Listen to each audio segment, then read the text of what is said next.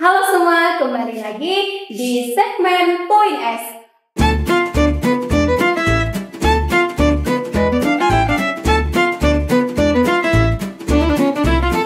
Nah, jadi kita hari ini akan membahas topik yang tentunya sangat asik ya Pak ya.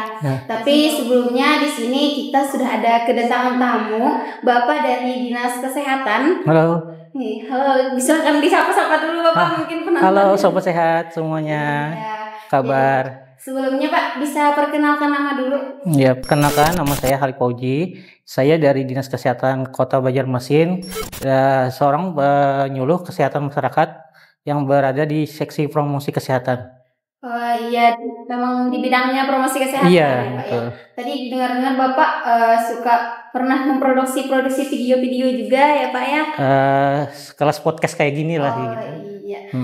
Jadi teman-teman, kita hari ini akan membahas tentang transformasi kesehatan. Iya. Nah, jadi nih Pak, mungkin kan belum banyak orang belum tahu semua gitu tentang transformasi kesehatan ini. Mungkin sebelumnya Bapak bisa dijelaskan dulu apa sih itu transformasi kesehatan gitu Pak. Baik, selamat siang semua sahabat sehat. Mengenai transformasi pelayanan kesehatan ya. Iya. Transformasi pelayanan kesehatan itu merupakan suatu program dari Kementerian Kesehatan yang meliputi 6 pilar. Berupa percepatan atau kegiatan-kegiatan yang ditujukan untuk mengatasi dinamika kesehatan yang terbaru, kayak gitu. Oke, jadi itu tadi transformasi kesehatan ya Pak ya. Nah, jadi kenapa sih Pak kira-kira kenapa sih diadakannya transformasi kesehatan ini? Apakah ada hal-hal yang sangat kurang gitu di dunia kesehatan kita ini atau gimana gitu?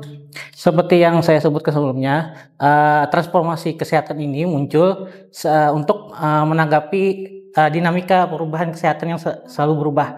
Apalagi habis dari kejadian COVID kemarin. Iya. Kalau kemarin kita sadar bahwa kita punya langkah-langkah, ada yang tertinggal, ada yang kita gelagapan. Nah, dari situ muncul ide untuk transformasi kesehatan, mohon maaf. Di situ ada Pak Menteri memberikan 6 pilar yang terdiri dari transformasi layanan primer, transformasi layanan rujukan, transformasi sistem ketahanan kesehatan, kemudian transformasi sistem pembiayaan kesehatan, dan transformasi SDM kesehatan, kemudian teknologi kesehatan. Itu ada 6 pilar. 6 pilar itu yang dinilai oleh Kementerian Kesehatan yang perlu kita transformasi untuk mengikuti dinamika kesehatan yang ada di Indonesia. Oh, jadi ada 6 pilar. Nah, dari 6 pilar itu nih Pak, Bapak rasa nih kita di Kota Banjarmasin ini sudah sampai mana sih Pak pencapaian dari 6 pilar tersebut? Kami dari Dinas Kesehatan Kota Banjarmasin terus berupaya untuk mengikuti perkembangan dari transformasi kesehatan ini sendiri kan hal yang baru. Tahun kemarin aja itu baru masih sosialisasi. Ada beberapa tahapan-tahapan yang mesti dilalui. Sebenarnya target dari Kementerian Kesehatan itu kita pada tahun ini sudah 40% sebenarnya. Cuma untuk Kota Banjarmasin baru sekitar 10% karena kita masih banyak hal yang perlu kita sesuaikan lagi. Mungkin nih Pak, kan tidak semua orang mengikuti tentang transformasi kesehatan ini. Mungkin boleh nggak sih Pak dibuka gitu transformasi kesehatan apa yang sudah sangat terlihat dari pergerakannya dari Dinas Kesehatan? Mungkin lebih kepada kita promosi kesehatan ya Mbak. Kita promosi kesehatan itu kalau bicara dari 6 pilar transformasi kesehatan itu kita banyak di transformasi layanan primer Mbak. Di transformasi layanan primer khususnya di seksi promkes itu sendiri kebanyakan ngurusin di transformasi layanan primer, di mana salah satu dari kegiatan transformasi pelayanan primer ini adalah edukasi penduduk. Kita seperti kita tahu kan promosi kesehatan ini termasuk di dalamnya ada untuk mengedukasi masyarakat. Nah, Kita sendiri kalau di Dinas Kesehatan, khususnya di promosi kesehatan, itu kita sudah gencar lumayan untuk mensosialisasikan transformasi ini pada level-level yang di bawahnya, seperti ke puskesmas, khususnya ke posyandu, karena posyandu itu garda terdepan dalam pelayanan kesehatan di masyarakat. Oh iya, berarti sudah banyak nih ya Pak ya bekerja sama dan mensosialisasikan tentang transformasi kesehatan ini. Kemarin untuk sebagai pilot project kita punya satu puskesmas yang sudah sebagai percontohan. Atau di Puskesmas Sungai Jingah itu sudah mulai melaksanakan integrasi pelayanan primer. Nah, itu mulai dari puskesmasnya sampai ke bawahnya ada pustunya, ada posyandunya, itu sudah kita coba untuk bertahap untuk arah transformasi kesehatan. Iya, itu kan tadi Pak dari Puskesmas Sungai Jingah ya. Iya. Mungkin apakah ada lagi nih Pak target berikutnya untuk puskesmas-puskesmas yang memang akan difokuskan banget nih? Jadi seperti yang saya bilang sebelumnya, kalau target dari kementerian itu ada sekitar 40 untuk tahun 2024 ini ada 40% puskesmas yang sudah menerapkan itu. Nah, kira-kira berarti ada 11 puskesmas kalau di Banjarmasin. Banjarmasin kan ada 28 puskesmas tuh ya di bawah Dinas Kesehatan Kota Banjarmasin. Jadi ada sekitar 11 puskesmas dan itu kami sedang berproses untuk melaksanakannya, termasuk pelatihan-pelatihan, termasuk sosialisasi kepada nakesnya, kepada kader-kadernya, karena transformasi kesehatan ini bukan hanya kita sistem di bidang kesehatan aja, tapi lintas sektor juga kita sasaran ya betul. Ada dari penduduknya kan masyarakat, kader, kemudian dari institusi kesehatan seperti institusi pendidikan, di mahasiswa kayak mbak-mbaknya ini, nah seperti itu. Oke, iya Pak. Tadi kan kata Bapak menurut arahan kementerian itu tahun ini sudah harus mencapai 40% ya Pak ya. Sedangkan di Kota Banjarmasin baru 10% ya Pak. Mungkin apa sih Pak, ada kendala-kendala yang sangat sulitkah untuk mencapai di 40% tersebut? Kadang memang ini program masih baru pertama masih baru. Kemudian ini kan ada perubahan sama sekali yang sistematis dari kita di tingkat kedinasan pun, dinas kesehatan itu harus berubah. Jadi kita strukturnya pun harus berubah dia sampai bawah. Jadi kebijakan-kebijakan itu sendiri kan tidak bisa muncul dalam waktu dekat, kan harus ada pembahasan. Kemudian pelaksanaan di lapangan kan ada banyak hal, mungkin masalah pendanaan, masalah kewilayahan, itu pun harus dibahas dengan lebih mendetail. Kita bicara satu aja masalah pustu integrasi ya. Pustu integrasi kan tidak semua puskesmas itu punya gedung untuk mendirikan pustu. Itu kan harus kerjasama dengan kelurahannya, dengan apa. Nah itu ya kita masih harus banyak beradvokasi lah, kalau orang Promkes ya bilangnya advokasi dengan yang lain, nah gitu. Oke, jadi sangat susah ya Pak ya, karena ini kinerjanya sangat luas, apalagi di Kota Banjarmasin ini kan sangat luas ya Pak ya katanya. Memang susah tapi kita harus bisa. Jadi itu tadi sangat banyak kendala-kendala yang terjadi gitu. Kemudian nih Pak,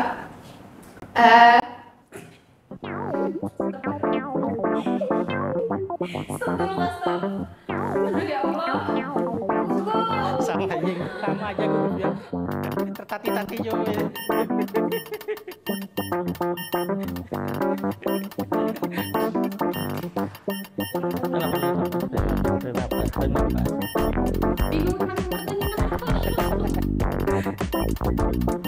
Sobat Sehat, tadi kan kita sudah membahas dari lingkup dinas kesehatan, dari lingkup puskesmas.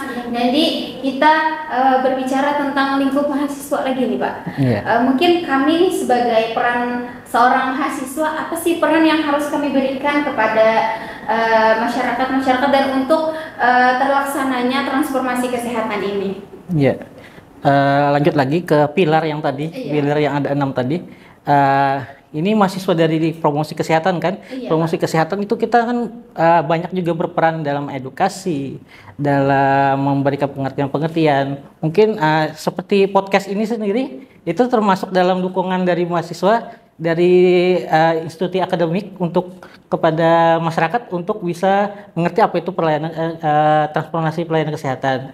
Nah, seperti itu. Mungkin ada edukasi, kemudian ada juga di pilar SDM kesehatan. SDM kesehatan itu berfokus pada peningkatan kualitas. Makanya mungkin nanti sistem pendidikan kesehatan itu sendiri akan dibentuk lagi sedemikian rupa sehingga memiliki kompetensi-kompetensi yang dibutuhkan oleh negara kita, terutama di bidang kesehatan, termasuk mengenai beasiswa, bagaimana biaya pendidikannya, itu juga nanti ada di transformasi pelayanan kesehatan ini. Jadi mungkin mahasiswa-mahasiswa bisa aktif, bisa informasi itu apabila kalian dapatkan juga bisa disebarkan, jangan tersimpan di kalian sendiri, nggak disebarkan lagi gitu. Berarti mahasiswa ini sangat-sangat berperan penting juga ya Pak ya dalam transformasi kesehatan. Iya, arahnya mahasiswa ini kan kalau saat ini kalau kalian mahasiswa bisa dibilang termasuk kader kan. Iya, kader ini kan sebenarnya yang di garis depan yang bisa langsung berhadapan dengan masyarakat. Iya, betul. Karena kita sebagai mahasiswa itu juga sangat memerlukan pengalaman-pengalaman seperti itu. Betul. Nah, jadi itu tadi kan Bapak juga tadi ada menceritakan tentang bahwa tujuannya ini lintas sektor juga ya Pak ya. Mungkin kan teman-teman yang dari bukan fakultas kesehatan gitu, bukan teman-teman kesehatan, mungkin peran apa sih Pak yang diharapkan misalkan dari anak-anak hukum, anak-anak sains dan teknologi gitu, apa sih Pak yang diharapkannya gitu? Yang pertama-tama kita seperti dengan kegiatan podcast ini, pertama-tama kita paling tidak tahu informasi mengenai apa itu transformasi layanan kesehatan, ya, kayak gitu. Terus kemudian kita lihat 6 pilar itu di mana peran-peran kita masing-masing. Kemudian seperti rujukan kesehatan, mungkin dari pihak-pihak lain kan bisa mengawasi misalnya permasalahan-permasalahan kesehatan misalnya dirujukan ini proses rujukannya terlalu lama, itu bisa jadi masukan bagi kita di birokrasinya lah gitu untuk bagaimana lebih berubah, bagaimana yang menyesuaikan seperti itu. Kita lihat dulu di mana peran-perannya masing-masing. Dan kemudian masalah edukasi tadi jangan terpaku hanya orang prokes edukasi katanya. Kalau kami di Dinas Kesehatan bilang sampai yang mohon maaf kalau yang CS pun kalau dia menyampaikan informasi yang bermanfaat apalagi kesehatan itu dia sudah melakukan tenaga prokes, sudah bilang dia menyampaikan informasi itu. Iya, mungkin ya Pak, ini juga kita harapkan itu anak-anak media karena kan ini sosial media. Iya, betul. Iya, kan ada salah satu pilar itu transformasi teknologi kesehatan. Itu masalah digitalnya juga ya. Masalah peralatan-peralatannya kita mendorong ada inovasi. Mungkin dari anak-anak muda seperti kalian, inovasi seperti apa yang bisa membantu untuk percepatan transformasi yang akan mempermudah kesehatan kita, apakah lebih mudah dijangkau, apakah mudah beradaptasi, nah seperti gitu. Iya, apalagi kan kata Bapak juga tadi sekarang ini masih dalam tahapan-tahapan sosialisasi. Berarti itu sangat-sangat penting dan diharapkan perannya untuk anak-anak yang sosial media itu ya Pak, untuk betul. Karena rata-rata sekarang ini orang banyak menggunakan sosial media. Ibu sampai anak-anak kecil pun ada ya Pak yang seperti yang terakhir kita kan ada pembinaan ke posyandu kan kami sudah mendorong bahwa kader-kader itu kalau bisa punya TikTok. Mereka edukasi itu bisa kan sekarang bisa lewat semua media kan, apalagi kan sekarang lanjut ke fokus kami di promosi kesehatan itu ada posyandu terintegrasi kan. Nah, itu terintegrasi itu sekarang kalau dulu posyandu itu kan cuma ngelayanin bayi balita, cuma ngelayanin remaja, terkotak-kotak ada posbindu lah yang ngelayanin. Sekarang semuanya jadi satu, semuanya jadi posyandu saja. Oh, jadi sudah mencakup semuanya. Iya, semua siklus hidup Pak, Mbak namanya. Posyandu siklus hidup. Jadi dari dia ibu hamil, dari hamilnya sampai di usia lansia sudah kita harus kita layanin gitu kalau transformasi kesehatan. Nah, makanya kalau misalnya kita mengejar sasaran-sasaran yang mudah, bisa kita menggunakan media-media sosial, media-media kayak TikTok, kayak kayak gitu. Supaya orang lebih teredukasi. Iya. Ya, Pak, ya gitu. Iya. Nah, tadi kan sudah banyak banget nih informasi-informasi yang kita dapatkan tentang kesehatan ini. Jadi ya Pak ya, kita berharap peran-peran semuanya gitu, perannya baik dari para remaja, para mahasiswa, Iya, para ibu-ibu dan bapak-bapak sangat diharapkan ya Pak ya perannya. Jangan malu mungkin kalau misalnya ada mahasiswa yang mau jadi kader di Posyandu, jangan mungkin sekarang apa itu sih jadi kader Posyandu katanya. Iya. Ya, kader Posyandu itu enggak, iya. Itu ibu-ibu. Iya, ibu-ibu, nenek-nenek yang sudah tua dan ibu-ibu, jangan terbatas ibu-ibu, bapak-bapak pun sebenarnya bisa. Bisa juga ya, Pak, ya? Jangan terkotak-kotak kayak gitu kan. Iya. Kita kan untuk Posyandu kan, pos pelayanan perbadu kan, layanan-layanan itu kan kita untuk masyarakat. Nah, seperti itu. Ya, jadi juga tadi Bapak ada yang membahas tentang peran kita dalam sosial media, harus menyebarkan banyak pesan-pesan juga ya Pak betul. ya, karena sekarang itu memang sosial media ini sangat-sangat berperan dalam penyebaran informasi. Iya. Sekarang kan eranya memang era digital ya, dan konten-konten pun harus menyesuaikan lagi. Kalau kita mungkin zaman kami dulu yang sudah lewat, sudah agak di atas milenial, agak ke atas, itu kan penyuluhan ya baca leaflet, tempel poster. Kalau sekarang kan, apalagi sekarang arahnya kalau orang informasi itu paling cepat dia dari audio visual memang. Iya, memang. Iya, dia melihat dan mendengar itu lebih cepat. Nah, kayak gitu. Iya, karena kan ada gambar, ada suara, iya, lebih mudah dan memahami, mencontohnya dia lebih cepat kayak gitu. Iya, betul sekali Pak. Nah,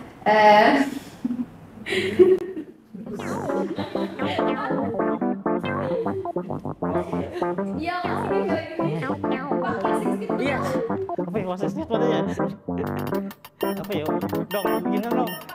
Aku lebih iya, apa ya namanya?